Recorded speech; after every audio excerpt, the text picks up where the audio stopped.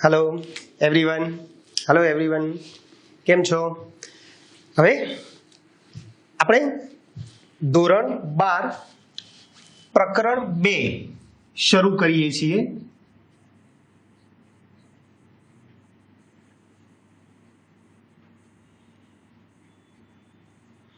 પ્રકરણ 2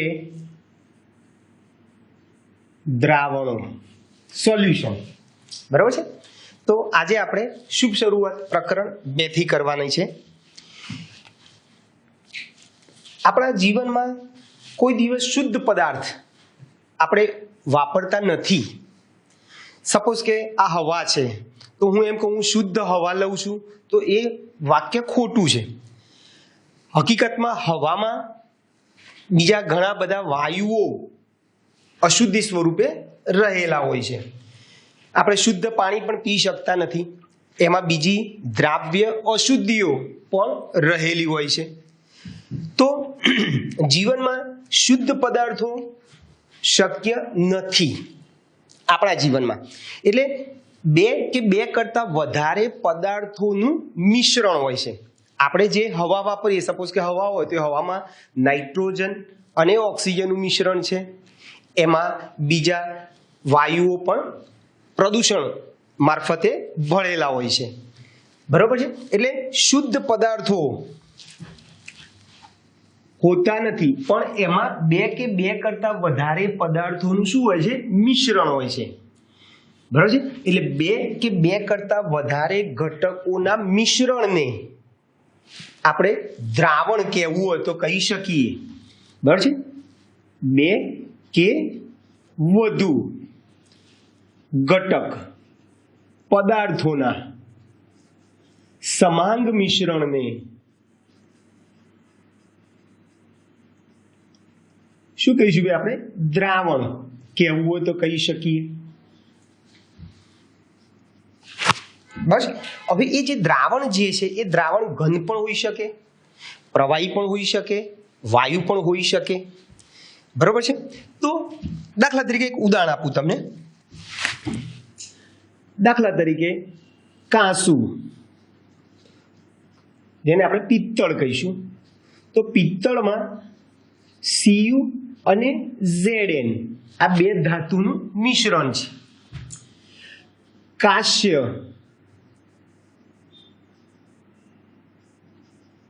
કાંસ્ય જેને બ્રોન્ઝ કહેવાય, એમાં Cu અને ટીન Sn નું મિશ્રણ છે। જર્મન સિલ્વર તમે લો તો એમાં Cu Zn અને Ni હોય છે। Cu Zn અને Ni નું મિશ્રણ છે, બરાબર છે। તમે ફ્લોરાઇડ યુક્ત ટૂથપેસ્ટ વાપરો છો તો એમાં 1 ppm નો અર્થ થાય પાર્ટ્સ પર મિલિયન, 1 ppm ફ્લોરાઇડ યુક્ત કોલગેટ તમે ચોપરો તો દાંતનું ક્ષયન રોકે, એટલે દાંત ઉપર ડાઘ પડે નહીં। પણ જો 1.5 ppm ધરાવતું ફ્લોરાઇડ હોય તો એ શું કરે ભાઈ? દાંત પર પીળા ડાઘ પાડે। વધુ ફ્લોરાઇડનું પ્રમાણ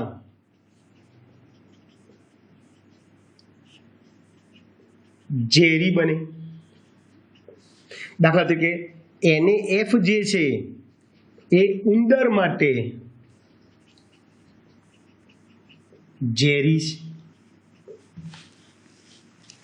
ક્લિયર દોસ્તો? તો કહેવાનો અર્થ મારો એટલો જ છે કે ભાઈ શુદ્ધ પદાર્થો શક્ય નથી। એ બે કે બે કરતાં વધારે ઘટક પદાર્થોનું શું હોય છે ભાઈ? મિશ્રણ છે। સમાંગ શબ્દ વાપર્યો મેં। સમાંગનો અર્થ શું થાય? આખા મિશ્રણમાં, આખા દ્રાવણમાં એની સંરચના, એનું સંઘટન, એના ગુણધર્મો બધે એક સમાન હોય। ક્લિયર?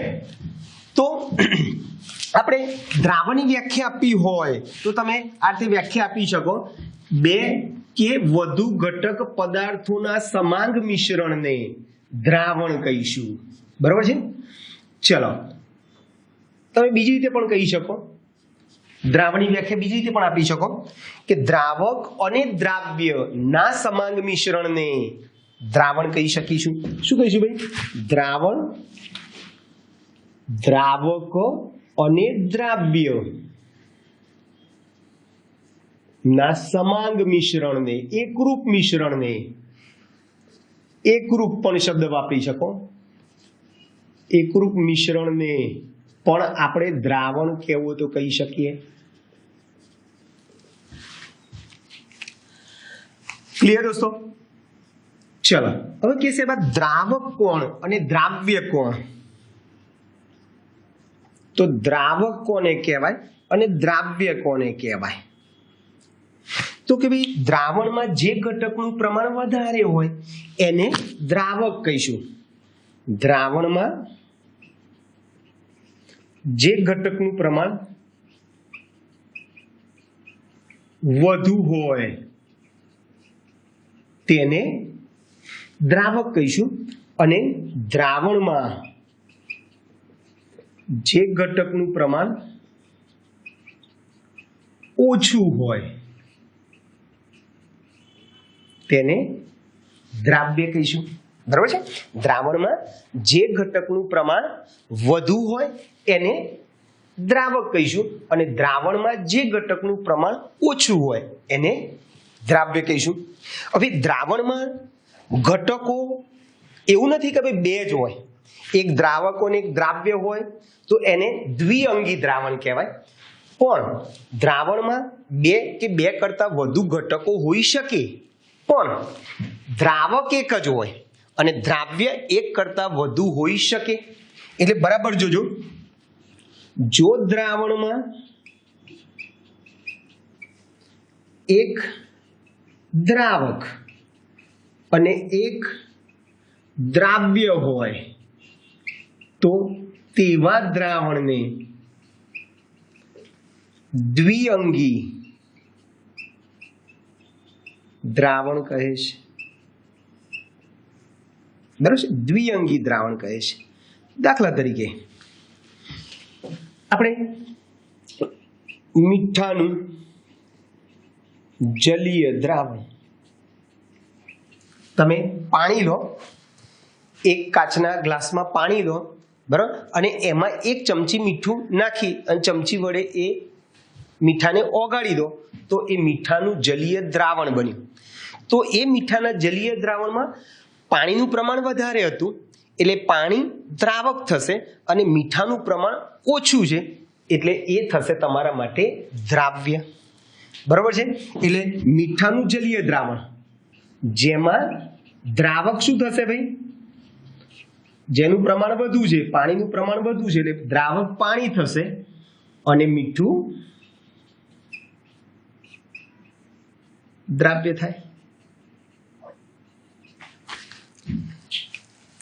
તો આ દ્વિઅંગી દ્રાવણ છે, આ દ્વિઅંગી દ્રાવણ થયું. પરંતુ લીંબુનું શરબત, આપણે ઉનાળામાં લીંબુનું શરબત બનાવીએ તો એ લીંબુનું શરબત જે છે એ દ્રાવણ કહેવાય, પણ એ દ્વિઅંગી ન કહેવાય.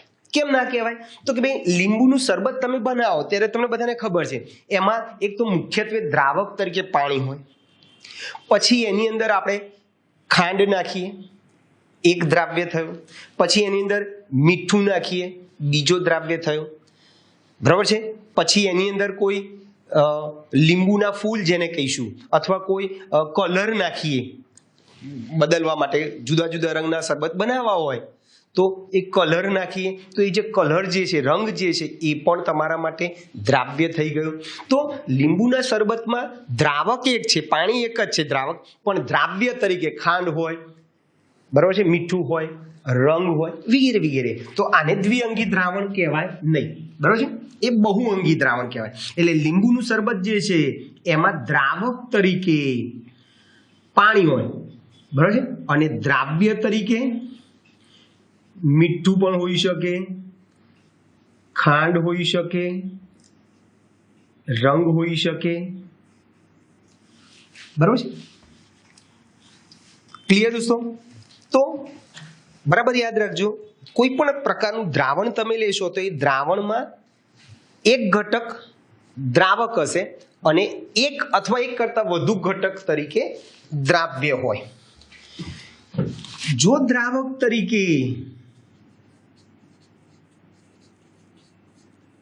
પાણી હોય તો તેને જલીય દ્રાવણ કહેવાય. અને દ્રાવક તરીકે પાણી ના હોય તો તેને બિનજલીય દ્રાવણ કહીશું. બરાબર છે? બિનજલીય અને જલીય. ક્લિયર? દ્રાવક તરીકે પાણી હોય તો એને જલીય દ્રાવણ કહીશું અને દ્રાવક તરીકે પાણી ના હોય તો એને બિનજલીય દ્રાવણ કહીશું. કે સાહેબ પાણી સિવાય તમે બીજા કયા દ્રાવક લઈ શકો? ઘણા બધા દ્રાવક છે. તમે બેન્ઝીન લઈ શકો, કાર્બન ટેટ્રાક્લોરાઇડ લઈ શકો, એસિટોન લઈ શકો, ઈથર લઈ શકો, આલ્કોહોલ લઈ શકો, વગેરે વગેરે. તો આ મેં માત્ર ને માત્ર તમને દ્રાવણની સામાન્ય પ્રસ્તાવનાની વાત કરી. ક્લિયર દોસ્તો?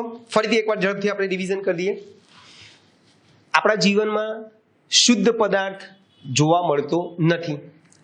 બરોબર છે? એ બે કે બે કરતા વધારે ઘટક પદાર્થોનું શું હોય છે? મિશ્રણ હોય છે. એટલે બે કે વધુ ઘટક પદાર્થોના સમાંગ મિશ્રણને આપણે શું કહીશું?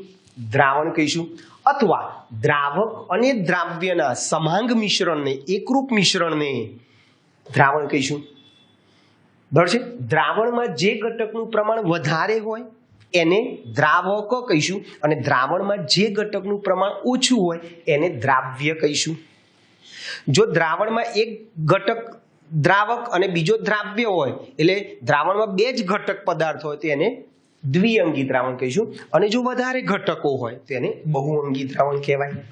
મીઠાના જલીય દ્રાવણમાં દ્રાવક પાણી છે, એનું પ્રમાણ વધારે છે, મીઠાનું પ્રમાણ ઓછું છે, એ દ્રાવ્ય છે, એ દ્વિઅંગી દ્રાવણ છે. અને લીંબુનું જે શરબત જે છે એમાં દ્રાવક પાણી છે અને દ્રાવ્ય એક કરતા વધુ ઘટક હોઈ શકે. ક્લિયર? ચલો, અને જો દ્રાવક તરીકે પાણી તમે લો તો એને જલીય દ્રાવણ કહીશું અને જો પાણી ના લો તો એને બિનજલીય દ્રાવણ કહીશું. ક્લિયર દોસ્તો? તો આ થઈ ગઈ સામાન્ય પ્રસ્તાવના. હવે આપણે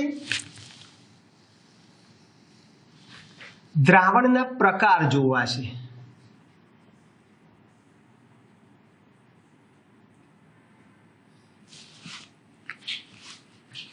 દ્રાવક જે ભૌતિક સ્થિતિ ધરાવશે એ જ ભૌતિક સ્થિતિ તમારા દ્રાવણની થશે. સમજો શું કીધું? દ્રાવક એટલે જેનું પ્રમાણ વધારે છે, દ્રાવકની જે ભૌતિક સ્થિતિ હશે એ જ ભૌતિક સ્થિતિ તમારા દ્રાવણની થશે. બરોબર છે ભાઈ? ચલો, કેવી રીતે? તો હું અહીંયા એના મુખ્યત્વે ત્રણ પ્રકાર થાય: ઘન દ્રાવણ, પ્રવાહી દ્રાવણ અને વાયુ દ્રાવણ. એટલે દ્રાવણના પ્રકારો, એમાં દ્રાવક કોણ, દ્રાવ્ય, દ્રાવક, દ્રાવ્ય અને એના ઉદાહરણ.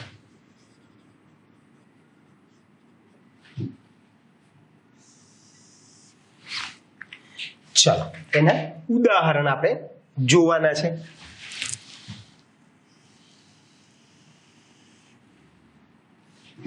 ચલો, દ્રાવણના ત્રણ પ્રકાર છે: એક ઘન દ્રાવણ, બીજું પ્રવાહી દ્રાવણ અને ત્રીજું વાયુ દ્રાવણ. બરાબર છે? હવે મેં હમણાં તમને કીધું કે આ ઘન દ્રાવણ કહું છું એનો અર્થ એવો થયો કે એમાં દ્રાવક શું હશે? ઘન હશે. એટલે જુઓ, ઘન, ઘન ઘન લઈએ આપણે, બરાબર, ઘન ઘન ઘન લઈએ આપણે. પ્રવાહીમાં પ્રવાહી પ્રવાહી પ્રવાહી લઈએ અને વાયુમાં વાયુ વાયુ વાયુ લઈએ. એટલે જો દ્રાવક તરીકે ઘન લઉં અને દ્રાવ્ય તરીકે ઘન પ્રવાહી વાયુ લઈએ, બરાબર છે. દ્રાવ્ય તરીકે ઘન પ્રવાહી વાયુ લઈએ, ઘન પ્રવાહી અને વાયુ લઈએ, બરાબર છે. ચાલો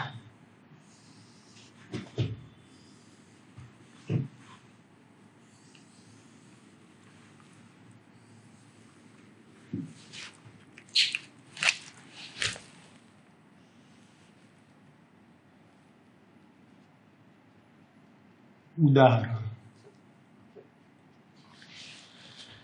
ચાલો બરાબર જોજો. દ્રાવક એટલે પ્રમાણ કેવું હોય? વધુ પ્રમાણ હોય. દ્રાવ્યમાં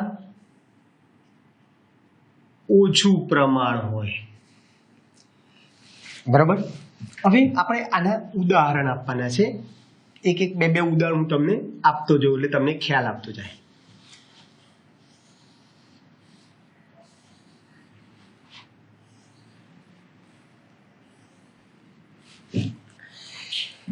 चलो क्लियर. तो मैं कही दे कोष्टक बनाई दीधुं भाई, ख्याल आई गयो તમને.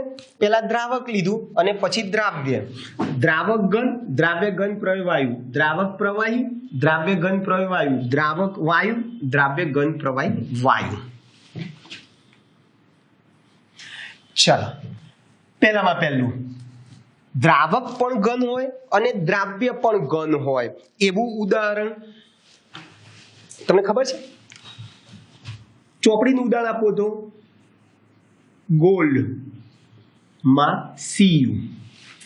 આપણે જે આભૂષણ બનાવીએ છીએ એ આભૂષણ, જો તમે સોનાનો બિસ્કિટ લો, 24 કેરેટ બિસ્કિટ લો તો એમાં માત્ર ને માત્ર સોનું હશે, એ શુદ્ધ પદાર્થ કહેવાય, બરાબર છે.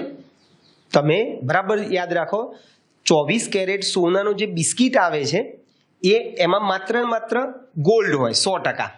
પણ આપણે આભૂષણ જ્યારે બનાવીએ છીએ, દાગીના બનાવીએ છીએ, ત્યારે એની અંદર જારણ તરીકે એમાં કોપર નાખીએ છીએ, ઘણા સિલ્વર નાખીએ છીએ, વગેરે વગેરે. એટલે આ ગોલ્ડમાં સીયુ, તો એનો કે ગોલ્ડનું પ્રમાણ વધારે છે એટલે એ દ્રાવક થશે અને સીયુ એ દ્રાવ્ય થશે, બરોબર છે. પછી હમણાં આપણે આ ઉદાહરણ આપે પિત્તળ. પિત્તળની અંદર શું હોય ભાઈ? સીયુ વત્તા Zn નું મિશ્રણ છે, બરાબર છે. પછી જર્મન સિલ્વર છે, બ્રોન્ઝ છે. તો આ બધા ઘન દ્રાવણના ઉદાહરણ થઈ ગયા. ઘન દ્રાવણના ઉદાહરણ, જેમાં દ્રાવક પણ ઘન છે, દ્રાવ્ય પણ ઘન છે. ચલો ઘન અને પ્રવાહી. ઝિંક એમાલ્ગમ. ઝિંક એમાલ્ગમ. પારો જે છે, પારો પ્રવાહી હોય અને ઝિંક શું છે? ઘન છે, એટલે ZnHg પણ લખાય તે, બરાબર છે. ઝિંક એમાલ્ગમ, બરાબર છે. એમાલ્ગમ જો પ્રવાહી એટલે પારો જે છે Hg, પારો પ્રવાહી હોય એને દ્રાવ્ય કહીશું, એનું પ્રમાણ ઓછું હોય. Zn શું છે ભાઈ? Zn દ્રાવક છે, એનું પ્રમાણ કેવું હોય ભાઈ? વધારે હોય, બરોબર છે. પછી સોડિયમ એમાલ્ગમ પણ કહી શકો તમે. Sodium amalgam NaHg. ચાલો આનું ઉદાહરણ પેલેડિયમ ધાતુમાં Ni નું અધિશોષણ, હાઇડ્રોજન વાયુનું અધિશોષણ. ચલો પેલેડિયમ ધાતુમાં H2 નું અધિશોષણ. બીજું તમે નિકલ ધાતુમાં H2 નું અધિશોષણ, બરાબર છે. આ બીજું ઉદાહરણ પણ આપી શકો. એટલે નિકલ ધાતુ છે, ઘન છે, એનું પ્રમાણ વધારે હોય, હાઇડ્રોજન વાયુ છે એ દ્રાવ્ય છે એનું પ્રમાણ ઓછું હોય. ક્લિયર દોસ્તો? તો આ થઈ ગયા તમારા ઘન દ્રાવણના ઉદાહરણ. ચલો પ્રવાહીમાં, પ્રવાહી ઘન, પ્રવાહીનું પ્રમાણ વધારે હોય, ઘનનું પ્રમાણ ઓછું હોય. ચલો એવા ઉદાહરણ: મીઠાનું જલીય દ્રાવણ, પાણી વત્તા ગ્લુકોઝ. બંને પ્રવાહી હોય, બરાબર છે, બંને પ્રવાહી. તો દાખલા તરીકે ઇથેનોલ વત્તા પાણી. હવે હું ઇથેનોલ વત્તા પાણી કહું છું, એનો અર્થ કે પાણીનું પ્રમાણ વધારે છે, એટલે પાણી તમારા માટે દ્રાવક થાય અને ઇથેનોલ તમારા માટે દ્રાવ્ય થાય, બરાબર છે. એ બંને પ્રવાહી છે. પછી પેટ્રોલ અને કેરોસીન, આ બંને પ્રવાહી છે. ચલો પ્રવાહી અને વાયુ, બરાબર છે. એટલે પ્રવાહીનું પ્રમાણ કેવું હોય ભાઈ? વધારે હોય, વાયુનું પ્રમાણ ઓછું હોય, બરાબર છે. તો એવા ઉદાહરણમાં પાણીમાં દ્રાવ્ય ઓક્સિજન,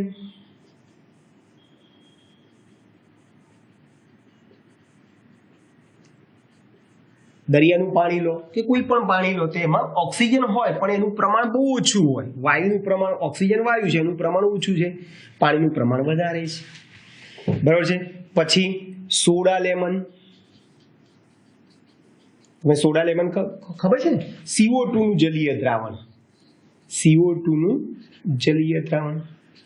સોડા બીકર આવે છે, ખબર છે ને તમને બધા? એટલે એમાં શું હોય, પાણીમાં CO2 ભારે દબાણે ઓગાળવામાં આવે છે, બરાબર છે. ભારે દબાણે એમાં ઓગાળવામાં આવે છે CO2 ને, એટલે સોડા લેમન થઈ ગયું. ચલો વાયુ દ્રાવક છે, દ્રાવ્ય ઘન છે, આનું પ્રમાણ વધારે, આનું પ્રમાણ ઓછું. તો N2 વાયુમાં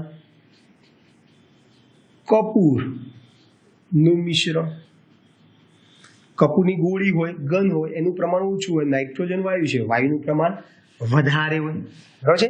એટલે N2 વાયુમાં કપૂરનું મિશ્રણ, સમાંગ મિશ્રણ છે. ચલો વાયુ પ્રવાહી, આમાં ભેજવાળી હવા. જો ભેજવાળી હવામાં શું હોય ભાઈ? વાયુનું પ્રમાણ વધારે હોય, પ્રવાહીનું પ્રમાણ કેવું હોય? ઓછું હોય, બરાબર છે. એટલે ભેજવાળી હવા અથવા તો N2 સાથે મિશ્ર કરેલ ક્લોરોફોર્મ, N2 વાયુ સાથે મિશ્ર કરેલ ક્લોરોફોર્મ. બંને વાયુ હોય. હવા, આપણે જે હવા લઈએ છીએ એમાં N2 અને O2 નું શું છે ભાઈ? મિશ્રણ છે. પછી H2 અને O2 નું મિશ્રણ, બંને વાયુ છે, બરાબર છે. સપોઝ કે આ હવા છે, N2 ને O2 ના મિશ્રણમાં, બોલો N2 ને O2 માં કોણ દ્રાવક થશે ને કોણ દ્રાવ્ય થાય? તો કે ભાઈ આ હવામાં N2 કેટલા ટકા તમને ખબર છે ને? N2 78% હોય અને O2 21% હોય. એટલે N2 નું પ્રમાણ વધારે છે, એટલે N2 તમારા માટે શું થશે? એનું પ્રમાણ વધુ હોવાથી એ દ્રાવક થશે, અને O2 21% છે, એનું પ્રમાણ ઓછું છે, એટલે એ દ્રાવ્ય થાય, બરોબર છે ભાઈ. તો આ થઈ ગયા તમારા દ્રાવણના પ્રકાર. મેં તમને ઉદાહરણમાં એક ઉદાહરણ ચોપડીનું આપ્યું છે અને એક ઉદાહરણ આપણે બહારનું આપેલું છે, વધારાનું, જે રૂટીનમાં આપણે સામાન્ય જીવનમાં જોતા હોઈએ છીએ. તો આમાંથી તમારે ઘણી વખતે ટૂંકો પ્રશ્ન અથવા MCQ તમારે પૂછાય છે. ક્લિયર દોસ્તો?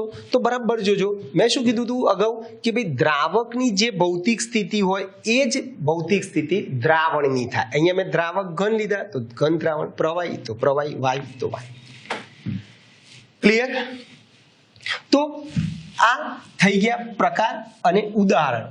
તમને આ રીતે પણ પૂછે છે ઘણી વખતે, બરાબર છે, કે ભાઈ બ્રોન્ઝ જે છે અથવા તો ગોલ્ડમાં સીયુ, જો ગોલ્ડમાં સીયુ એનો અર્થ કે ગોલ્ડનું પ્રમાણ વધારે છે, ગોલ્ડ ઘન છે, દ્રાવક છે, અને સીયુ પણ ઘન છે પણ એનું પ્રમાણ ઓછું છે એટલે દ્રાવ્ય છે. ઘન અને પ્રવાહીનું ઉદાહરણ તમારે ઝિંક એમાલ્ગમ અથવા સોડિયમ એમાલ્ગમ તમે આપી શકો, બરાબર છે. તમને કીધું એ પ્રમાણે કે ભાઈ હવા જે છે, હવામાં દ્રાવક કોણ અને દ્રાવ્ય કોણ, તો કે ભાઈ દ્રાવક નાઇટ્રોજન હોય, દ્રાવ્ય ઓક્સિજન હોય. તો ઉદાહરણ ઉપરથી તમને પ્રકાર પૂછે અથવા તો તમને એમ પૂછે કે ભાઈ પ્રવાહી દ્રાવણ કે જેમાં દ્રાવક પ્રવાહી હોય અને દ્રાવ્ય વાયુ હોય એવું એક ઉદાહરણ તમે આપો તો તમે ઉદાહરણ પણ આપી શકો છો. ક્લિયર દોસ્તો? તો આ થઈ ગયા તમારા દ્રાવણના પ્રકાર. ક્લિયર? ઓકે દોસ્તો, તો આ આપણે દ્રાવણના પ્રકાર જોયા. હવે થોડાક આપણે આગળ જઈ રહ્યા છીએ.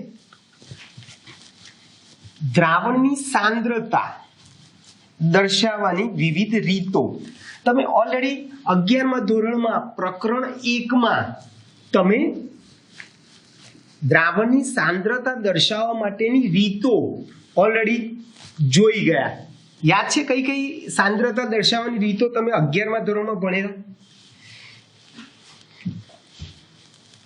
મોલારિટી, પછી મોલાલિટી, મોલ અંશ, બરાબર? આ 3 વસ્તુ તમે ઓલરેડી ભણેલા. હવે દ્રાવણની સાંદ્રતા દર્શાવવા માટેની વિવિધ રીતો છે, વધારાની રીતો જે ઓલરેડી આજે આપણે ભણીએ છીએ. તો દ્રાવણની સાંદ્રતા દર્શાવવા માટેની રીતો. દ્રાવણની સાંદ્રતા દર્શાવવા માટેની વિવિધ રીતો. ચાલો પહેલા તો કે સાહેબ સાંદ્રતા કોને કહેવાય? સાંદ્રતા કોને કહેવાય? તો સાંદ્રતાની વ્યાખ્યા તમે ઓલરેડી 11માં ભણી ગયા છો. ફરીથી આપણે એકવાર લખીએ. સાંદ્રતા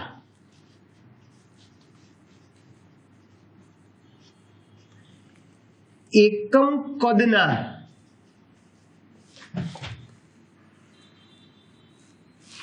કદના દ્રાવણમાં કે એકમ વજનના દ્રાવકમાં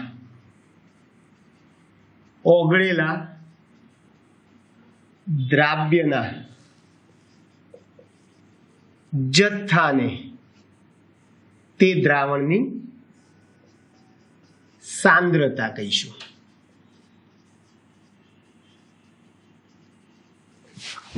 ક્લિયર દોસ્તો? તો વ્યાખ્યા શું છે ભાઈ? ફરીથી બોલું છું. એકમ કદના દ્રાવણમાં કે એકમ વજનના દ્રાવકમાં ઓગળેલા દ્રાવ્યના જથ્થાને તે દ્રાવણની સાંદ્રતા કહીશું.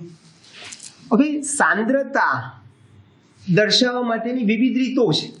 બરાબર છે? સાંદ્રતા દર્શાવવા માટેની વિવિધ રીતો છે. ચલો કઈ કઈ રીતો છે આપણે જોતા જઈએ. જો પહેલામાં પહેલા મોલારિટી, એની સંજ્ઞા છે કેપિટલ M. વ્યાખ્યા છે 11મા ધોરણમાં. 1 લિટર દ્રાવણમાં રહેલા દ્રાવ્યની મોલ સંખ્યાને આપણે શું કહીશું ભાઈ? મોલારિટી. 1 લિટર દ્રાવણમાં રહેલા દ્રાવ્યની મોલ સંખ્યાને શું કહીશું ભાઈ? Capital M. એટલે કેપિટલ M નું સૂત્ર તમારે લખવું હોય તો M બરાબર દ્રાવ્યના મોલ છેદમાં દ્રાવણનું કદ લીટરમાં. આમ પણ લખી શકો, અથવા તમારે મોલ એટલે શું થાય? મોલ બરાબર વજન છેદમાં આણ્વીય દળ, એટલે તમારે સૂત્ર લખો તો આમ પણ લખી શકો, દ્રાવ્યના મોલ એટલે દ્રાવ્યનું વજન છેદમાં દ્રાવ્યનો આણ્વીય દળ ગુણ્યા દ્રાવણનું કદ. હવે સપોઝ કે અહીંયા દ્રાવણનું કદ લીટરમાં છે, મારે અહીંયા મિલીમાં લખવું છે.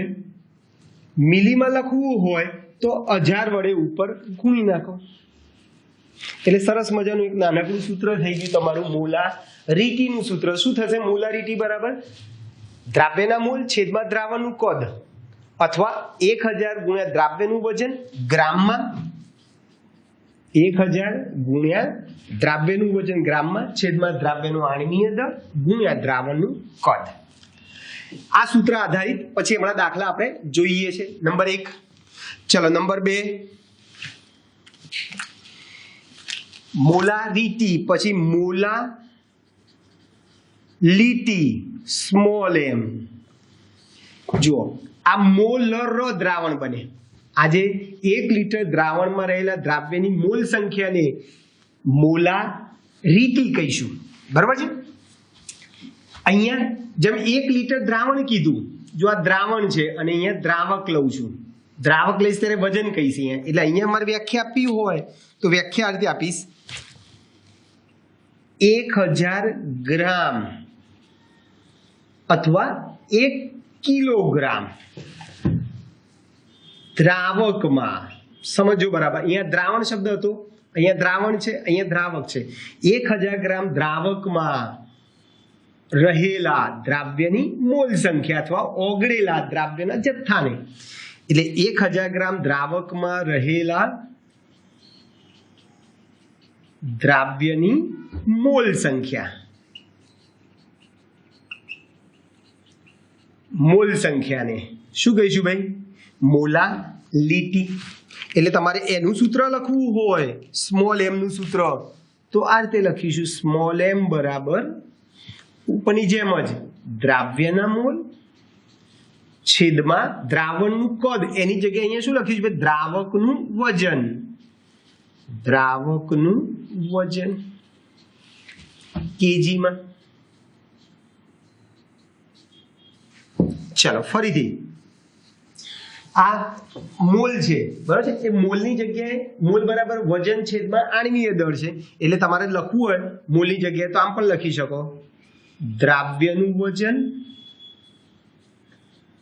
ગ્રામમાં છેદમાં દ્રાવ્યનો આણ્વીય દળ ગુણ્યા દ્રાવકનું વજન, દ્રાવકનું વજન. હવે સપોઝ કે હું અહીંયા કિલોગ્રામમાં છે, અહીંયા મારે ગ્રામમાં લેવું છે, દ્રાવકનું વજન હું ગ્રામમાં કહું તો અહીંયા ઉપર 1000 વડે ગુણી નાખું, તો આ પણ સરસ મજાનું નાનકડું સૂત્ર થઈ ગયું, બરોબર છે. એટલે મોલાલિટી નું સૂત્ર ક્લિયર ભાઈ? 1000 ગુણ્યા દ્રાવ્યનું વજન ગ્રામમાં છેદમાં દ્રાવ્યનો આણ્વીય દળ ગુણ્યા દ્રાવકનું વજન. ક્લિયર? હવે તમને આવું બી પૂછે, તમને એમ લખવું આ રીતે. જુઓ, દાખલા તરીકે હું આમ લખું છું, 1 મોલર NaOH નું જલીય દ્રાવણ અથવા તો ના જલીય દ્રાવણ NaOH ના જલીય દ્રાવણનો અર્થ શું થાય ભાઈ? વ્યાખ્યા પ્રમાણે 1 લીટર દ્રાવણમાં રહેલા દ્રાવ્યની મોલ સંખ્યાને મોલારિટી કહે. એટલે આ 1 કેપિટલ M એનો અર્થ શું થાય? 1 લીટરમાં NaOH ના મોલ 1 છે.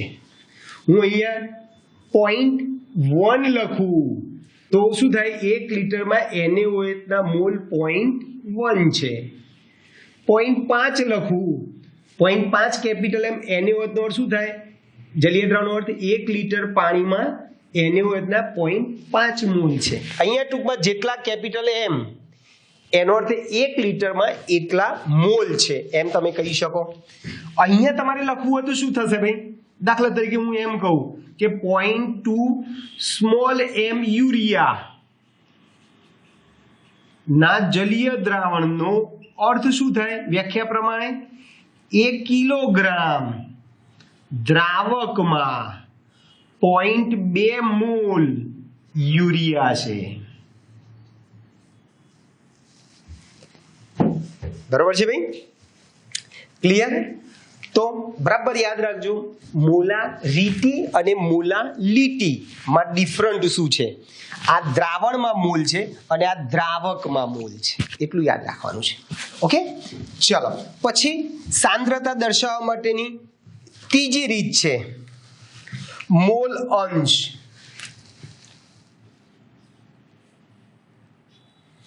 મોલ અંશ જેની સંજ્ઞા છે x. ઘટકના મોલ અને દ્રાવણના કુલ મોલ ના ગુણોત્તરને મોલ અંશ કહેવાય. શું કીધું ભાઈ? ઘટકના મોલ અને દ્રાવણના કુલ મોલ ના ગુણોત્તરને મોલ અંશ કહીશું.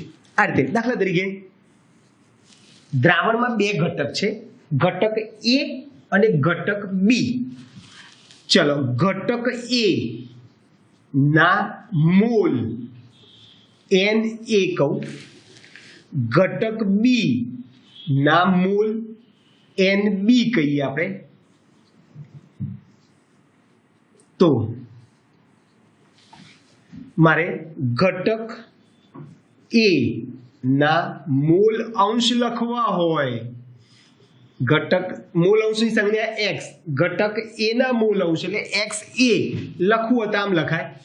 ઘટકના મોલ એટલે આપણે ઘટક A છે એટલે ઘટકના મોલ Na અને દ્રાવણના કુલ મોલ એટલે દ્રાવણમાં બે ઘટક છે, ઘટક A અને ઘટક B. ઘટક A વત્તા ઘટક B ના કુલ મોલ નો ગુણોત્તર થઈ ગયો. આ રીતે લખી શકો Na છેદમાં Na વત્તા Nb. ક્લિયર દોસ્તો? ખ્યાલ આવે છે બધાને? ચલો, મારે ઘટક B ના મોલ અંશ નું સૂત્ર લખવું છે.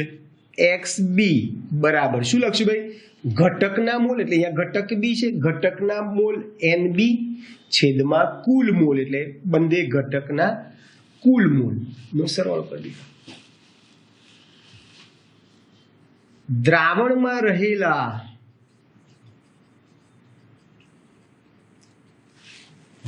રહેલા ઘટક કણો ના મોલ અંશ નો સરવાળો હંમેશા 1 થાય. દાખલો હું જ્યારે તમને શીખવાડીશ ત્યારે તમને કહીશ કે કોઈ પણ બે ઘટકો અથવા તો વધારે ઘટકો તો દરેક ઘટકના એ બધા જે દ્રાવણમાં જે ઘટકો જે છે બધા ઘટકોના મૂલ અંશનો સરવાળો હંમેશા કેટલો થાય દોસ્તો? 1 થાય. ઓકે, ચલો પછી ચોથી છે દળ ટકાવાળી અથવા એને વજનથી ટકાવારી પણ કહેવાય. દર ટકાવારી અથવા વજનથી ટકાવારી.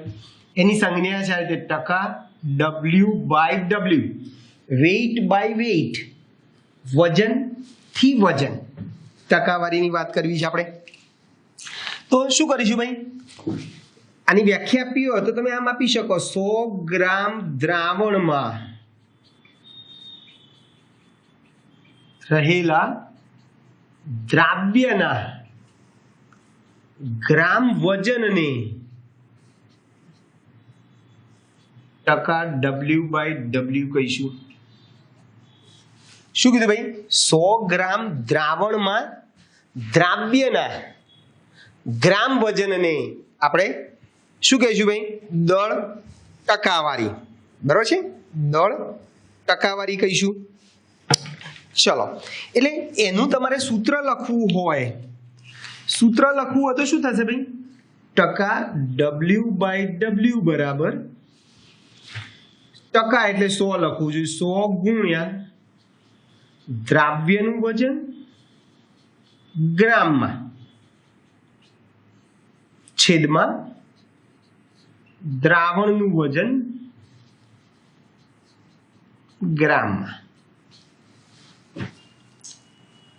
દાખલા તરીકે હું એમ કહું કે 10% W/W NaOH ના જલીય દ્રાવણનો અર્થ શું થાય વ્યાખ્યા પ્રમાણે ભાઈ? 100 ગ્રામ દ્રાવણમાં રહેલા દ્રાવ્યના ગ્રામ વજનને, એટલે આનો અર્થ શું થાય?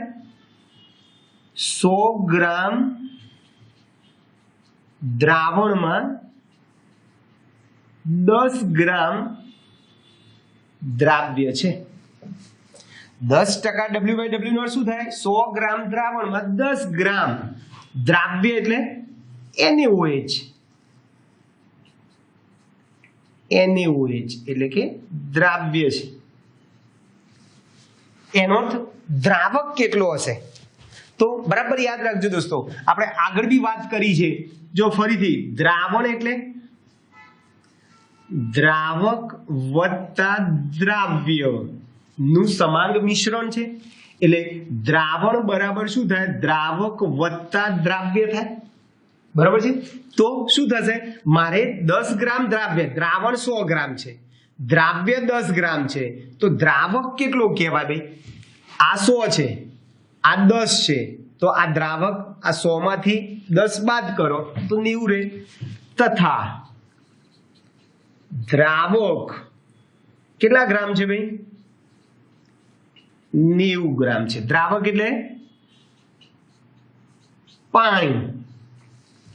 તો આ 10% W/W NaOH ના જલીય દ્રાવણનો અર્થ એવો થયો કે 10 ગ્રામ NaOH છે, 100 ગ્રામ દ્રાવણ છે, અથવા આમ બી કહી શકો 10 ગ્રામ NaOH છે અને બાકીનું 90 ગ્રામ પાણી છે. ફરીથી હું તમને એમ કહું કે ભાઈ 5% W/W યુરિયા ના જલીય દ્રાવણનો અર્થ કહો. 5% W/W યુરિયા ના જલીય દ્રાવણનો અર્થ શું થશે ભાઈ? 5 ગ્રામ યુરિયા છે દ્રાવ્ય અને બાકીનું 95 ગ્રામ શું છે? તમારો પાણી છે, દ્રાવક છે. તો આ દળ ટકાવાળીની વાત કરી. પછી તમારે આવે છે કદ ટકાવારી, V/V ટકા V/V. ચલો એની વ્યાખ્યા સૂત્ર તમારે લખો તો લખી શકો આ જ રીતે. અહીંયા જેમ 100 ગ્રામ દ્રાવણ છે, અહીંયા કદ છે, એટલે 100 ml દ્રાવણમાં રહેલા દ્રાવ્યના મિલી કદને કદ ટકાવારી કહીશું. 100 ml દ્રાવણમાં રહેલા દ્રાવ્યના મિલી કદને, એટલે એનું સૂત્ર તમારે લખવું હોય ટકા V/V બરાબર ટકા એટલે 100 ગુણ્યા ઉપર દ્રાવ્યનું કદ મિલીમાં છેદમાં દ્રાવણનું કદ પણ મિલીમાં.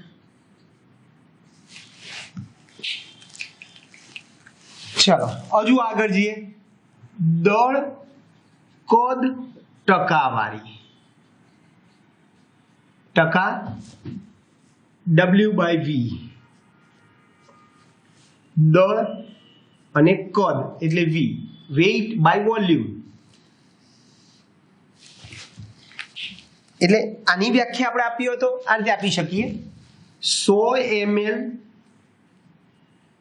દ્રાવણમાં ઓગળેલા અથવા રહેલા ઓગળેલા દ્રાવ્યના ગ્રામ વજનને, બરાબર જોજો, આ 100 ગ્રામ દ્રાવણમાં દ્રાવ્યના ગ્રામ વજન, આ બંને ગ્રામ ગ્રામ લીધું, W/W થયું, ગ્રામ ગ્રામ.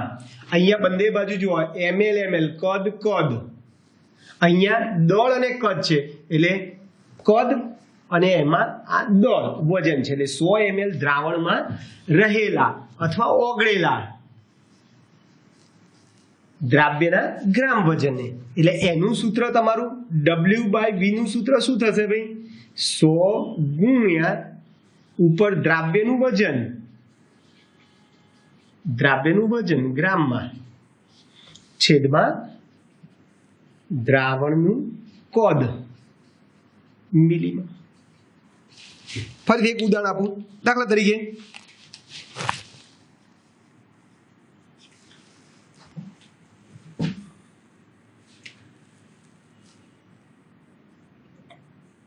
%, W/V, બરાબર? આ 10% W/W હતું, આ 10% W/V.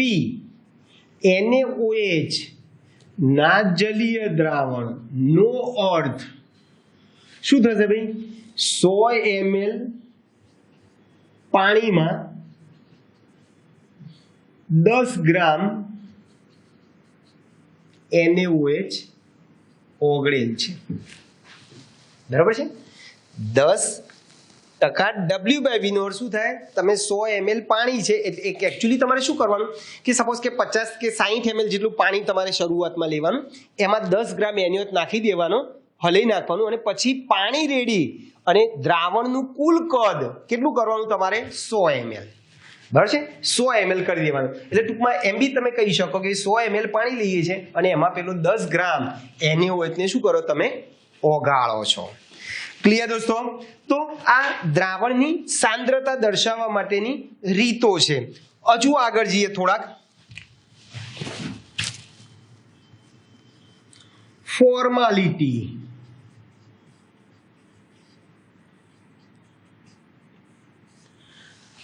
આગળ નોર્માલિટી પણ આવશે. ફોર્માલિટી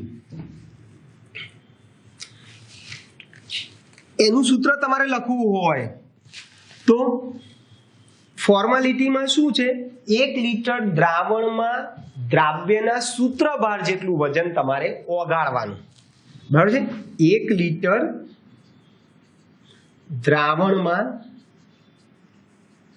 દ્રાવ્યના સૂત્રભાર જેટલું, જેમ અહીંયા 1 લિટર દ્રાવણમાં રહેલા દ્રાવ્યની મોલ સંખ્યા, 1000 ગ્રામ દ્રાવકમાં દ્રાવ્યની મોલ સંખ્યા, બરોબર છે?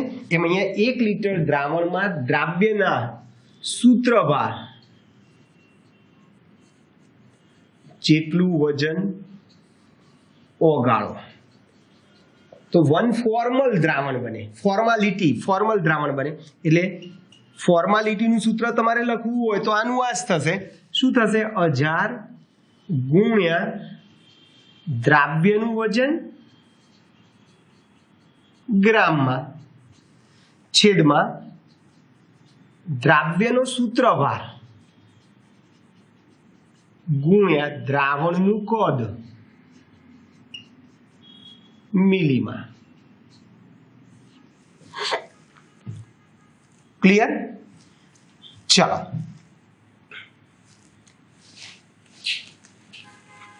પોટાશિયમ ફટકડી.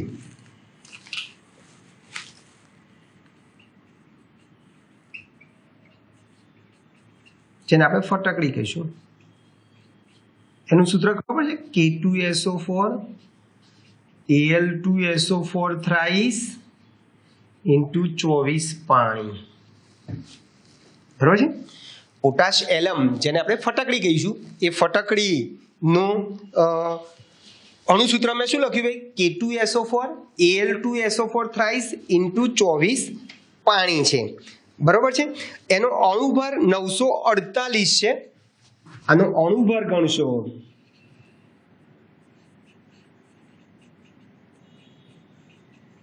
અને એનો સૂત્રભાર 474 છે. અણુભાર બોલો, આણ્વીય ભાર બોલો, આણ્વીય દળ બોલો, વસ્તુ એકની એક જ છે. એટલે આણ્વીય દળ, આનું તમે આણ્વીય દળ શોધશો તો એ 948 ગ્રામ પ્રતિ મોલ આવશે અને એનો સૂત્રભાર 474 છે. એટલે આનાથી એક્ઝેક્ટ અડધો છે, બરાબર છે? એક્ઝેક્ટ અડધો છે. એટલે તમારે દાખલા તરીકે વન ફોર્મલ દ્રાવણ બનાવવું છે પોટાશ એલમનું દાખલા તરીકે 1 ફોર્મલ દ્રાવણ બનાવવું છે તમારે, તો તમે શું કરશો ભાઈ? 1 ફોર્મલ દ્રાવણ બનાવવું હોય તો તમારે શું કરવાનું? એ સૂત્રભાર 474 ગ્રામ ફટકડી નાખી દેવાની. એટલે તમારે શું કરવાનું? 1 લીટર પાણીની અંદર 474 ગ્રામ ફટકડી ઓગાળશો તો તમારું દ્રાવણ 1 ફોર્મલ બને. કેવું બને ભાઈ? 1 ફોર્મલ દ્રાવણ બને. ક્લિયર? પછી આવે છે પીપીએમ. ક્લિયર દોસ્તો? તો આ બધા સૂત્રો બરાબર જોજો. પછી હમણાં ફરીથી એકવાર લખી નાખું છું ઝડપથી. ઓકે, ચલો પછી આવશે તમારે પીપીએમ. સાંદ્રતા દર્શાવવા માટેની બીજી રીત છે પીપીએમ.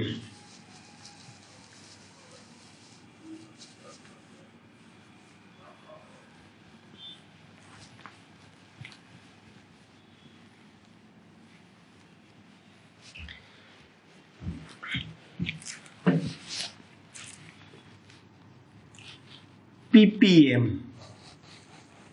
parts per million.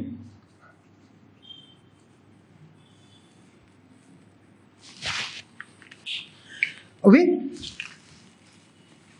જ્યારે દ્રાવણમાં દ્રાવ્ય પદાર્થની માત્રા બહુ જ ઓછી હોય ત્યારે આપણે સાંદ્રતા શેમાં દર્શાવીશું ભાઈ? ppm માં. શું કીધું ભાઈ? જ્યારે દ્રાવણમાં રહેલા દ્રાવ્ય પદાર્થની માત્રા બહુ જ ઓછી હોય ત્યારે ppm માં સાંદ્રતા દર્શાવીશું. એટલે દ્રાવણમાં દ્રાવ્ય પદાર્થની માત્રા ખૂબ જ ઓછી હોય ત્યારે સાંદ્રતા ppm માં દર્શાવાય. ppm માં દર્શાવાય. દાખલા તરીકે દરિયાના પાણીમાં ઓક્સિજનની માત્રા બહુ જ ઓછી હોય છે. દરિયાના પાણીમાં ઓક્સિજનની માત્રા કેવી હોય? બહુ જ ઓછી હોય છે. એટલે એની સાંદ્રતા આપણે શેમાં દર્શાવીશું ભાઈ? ppm માં. એટલે એનું સૂત્ર તમારે લખવું હોય ppm નું સૂત્ર તો આ રીતે તમે લખી શકો. દ્રાવ્યનું વજન ગ્રામમાં છેદમાં દ્રાવણનું વજન ગ્રામમાં ગુણ્યા 10⁶ ગુણ્યા 10⁶ યાદ રાખજો ppm માટે. દાખલા તરીકે 1 લીટર દરિયાના પાણીમાં 1 લીટર દરિયાના પાણીનું વજન 1030 ગ્રામ થાય છે. તો 1 લીટર દરિયાના પાણીમાં ઓક્સિજન ની માત્રા, ચલો શું કીધું ભાઈ? દરિયાના પાણીમાં ઓક્સિજનની માત્રા કેવી હોય? એકદમ ઓછી હોય. બરોબર છે? કેટલી ઓછી હોય? એકદમ ઓછી હશે. લગભગ હું માનું છું ત્યાં સુધી 6 × 10⁻³ ગ્રામ છે. તો 1 લીટર દરિયાના પાણીમાં ઓક્સિજનની માત્રા 6 × 10⁻³ ગ્રામ છે. માટે ppm માં એની સાંદ્રતા શોધવી હોય તો ઓક્સિજનની માત્રા કેટલી છે? ઓક્સિજનનું પ્રમાણ, દ્રાવ્યનું વજન કેટલું છે? 6 × 10⁻³ નીચે દ્રાવણનું વજન 1 લીટરનું વજન કેટલું છે ભાઈ? 1030 ગ્રામ ગુણ્યા 10⁶ ગુણ્યા 10⁶ થઈ ગઈ. હવે તમે આનું સાદુરૂપ તમે આપશો ભાઈ તો એક્ઝેક્ટ તમારું સાદુરૂપ આવશે 5.8 ppm. 5.8 ppm. બરોબર છે? તો આ સૂત્રની મદદથી 1 લીટર દરિયાના પાણીમાં ઓક્સિજનની માત્રા આટલી છે તો એનું ppm શોધવું હોય તો તમે આ સૂત્ર વાપરી શકો. દ્રાવ્યનું વજન છેદમાં દ્રાવણનું વજન ગ્રામમાં ગુણ્યા 10⁶. એટલે દ્રાવ્યનું વજન ઓક્સિજનની માત્રા 6 × 10⁻³ ગ્રામ છે. દ્રાવણનું વજન 1030 ગ્રામ છે ગુણ્યા 10⁶ સૂત્ર મુજબ. તો આનું સાદુરૂપ આપશો તો 5.8 ppm આવશે. બરાબર છે? એટલે દરિયાના પાણીમાં ઓક્સિજનની માત્રા બહુ જ ઓછી હોય, એ જ પ્રમાણે વાતાવરણમાં પ્રદૂષણની માત્રા પણ બહુ જ ઓછી હોય છે, બરોબર છે, જે તમે ppm થી શોધી શકો છો. એટલે ટૂંકમાં દરિયાના પાણીમાં O2 ની માત્રા તથા વાતાવરણમાં પ્રદૂષણની માત્રા શેમાં માપી જોઈએ? ppm માં મપાય. ppm માં મપાય. ક્લિયર દોસ્તો? તો આ સાંદ્રતા દર્શાવવા માટેની વિવિધ રીતો હતી. હજુ એક છેલ્લી તમને યાદ જ છે બધાને. એટલે સાંદ્રતા દર્શાવવા માટેની કુલ 9 રીતો હતી. નોર્માલિટી અથવા સપ્રમાણતા જેને કીધેલું આપણે, જે તમે ઓલરેડી 11 માં પણ ભણી ચૂકેલા છો. તુલ્ય ભાર જેટલું વજન ઓગાળવાનું. આની અંદર શું હવે 1 લીટરમાં 1 લીટર દ્રાવણમાં દ્રાવ્યના તુલ્ય ભાર જેટલું વજન ઓગળેલ હોય છે. એટલે જેમ આપણે મોલારિટી કે મોલાલિટીમાં નીચે દ્રાવ્યનો આણ્વીય દળ લખીએ છીએ, ફોર્માલિટીમાં આપણે સૂત્ર દળ લખીએ છીએ, એ જ પ્રમાણે નોર્માલિટીમાં તમારે તુલ્ય દળ લખવાનું છે. એટલે સીધે સીધું સૂત્ર લખો તો 1000 ગુણ્યા દ્રાવ્યનું વજન ગ્રામમાં છેદમાં દ્રાવ્યનો તુલ્ય ભાર અથવા તુલ્ય દળ ગુણ્યા દ્રાવણનું કદ મિલીમાં. તો આ સાંદ્રતા દર્શાવવા માટેની વિવિધ રીતો થઈ. ઓકે દોસ્તો, તો આજે આપણે દ્રાવણની સાંદ્રતા દર્શાવવા માટેની રીતો જોઈ. શરૂઆત આપણે ચેપ્ટરની શરૂઆતથી ક્યાંથી કરી? દ્રાવણના પ્રકારો જોયા. દ્રાવણ કોને કહેવાય એ જોયું કે દ્રાવક અને દ્રાવ્યના સમાંગ મિશ્રણને દ્રાવણ કહેવાય. દ્રાવણમાં જે ઘટકનું પ્રમાણ વધારે હોય એને દ્રાવક કહીશું, જે ઘટકનું પ્રમાણ ઓછું હોય એને દ્રાવ્ય કહીશું. દ્રાવણના પ્રકાર આપણે 9 જોઈ ગયા, એના ઉદાહરણ જોયા, અને દ્રાવણની સાંદ્રતા દર્શાવવા માટેની પણ આપણે ટોટલ 9 રીતો જોઈ. બરોબર છે? 9 રીતો કઈ હતી? અહીંયાથી શરૂઆત કરીએ તો નોર્માલિટી, મોલારિટી, મોલાલિટી, મોલ અંશ, પછી વજન એટલે દળથી ટકાવારી, કદથી ટકાવારી, દળ કદથી ટકાવારી, બરાબર છે, ફોર્માલિટી અને ppm. તો આ 9 સાંદ્રતા દર્શાવવાની રીતો અને એના મેં સૂત્રો ઉદાહરણ સાથે તમને આપ્યા. ઓકે દોસ્તો, તો આ લેક્ચરમાં અહીં સુધી આપણે રાખીએ છીએ.